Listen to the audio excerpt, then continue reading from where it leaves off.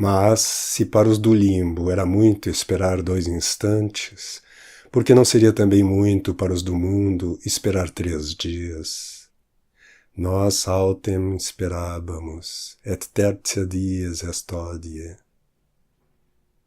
Bem tirada e apertada estava a réplica, se dentro dos mesmos termos de uma razão não pudera caber outra maior. Assim como entre o passado e o presente é necessário que haja grande diferença de tempo a tempo, assim, no mesmo tempo presente, entre os mais e menos beneméritos, é igualmente necessário que haja muita diferença de pessoas a pessoas. Nós autem esperábamos. Aquele nós autem, porém nós, parece que justifica ou pode justificar a queixa dos discípulos na dilação dos 3 dias que Cristo tardava em se lhes manifestar, tendo-o feito aos do limbo no mesmo instante de sua morte. Se para os patriarcas não houve dilação, para nós, os apóstolos e discípulos, por que há de haver? Nós autem. E tem a dúvida uma circunstância que não só parece alheia da razão, senão ainda de deformidade.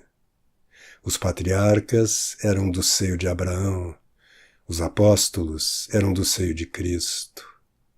Abraão era servo de Cristo, Cristo era senhor de Abraão. Pois é bem que se premeiem logo os do seio do criado e que estejam esperando os do seio do Senhor. Nós autem esperábamos. Vejamos quem eram uns e outros, e no mesmo nós autem não só acharemos razão, senão muitas razões para esta diferença de favor que com eles usou Cristo. Quem eram os patriarcas e quem eram os apóstolos?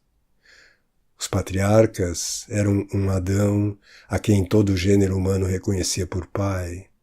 Era um Noé que salvou ele só o mundo em um navio. Era um Moisés que libertou o povo de Deus do cativeiro e o levou à terra de promissão. Era um Jó, exemplo da paciência e da constância. Era um Davi que, acudindo pela honra de Deus, vencia gigantes. Era um Esdras, restaurador do templo e da religião. Era um Jeremias que ardia e se desfazia em zelo de seu Senhor. Era um Isaías que se deixava cerrar pelo meio por lhe não faltar a fé. E os apóstolos?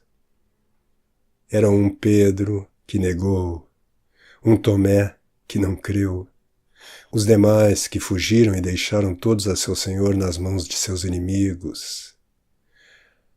Pois seria bem que fossem premiados igualmente os que assim fugiram com os que assim serviram, os que temeram a morte com os que assim perderam a vida constantemente, os que à vista de seu reino desampararam com os que pelejaram por ele sem nunca o verem.